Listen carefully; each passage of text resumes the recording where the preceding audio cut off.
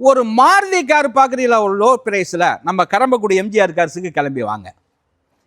இது ஒரு 2011 மாடலுங்க. 2 ஓனர், பேப்பர் கரண்ட்டுங்க. ஒரு குவாலிட்டியான காருங்க. மாருதியில் தெளிவான வண்டி. வெறும் 42,000 கிலோமீட்டர் தாங்க இந்த வண்டி ஓடி இருக்கு. ஒரு ஸ்டாப் வச்சுருந்த வண்டி. நீங்கள் விரும்பினா அருமையான வண்டி வந்து எடுத்துகிட்டு போங்க.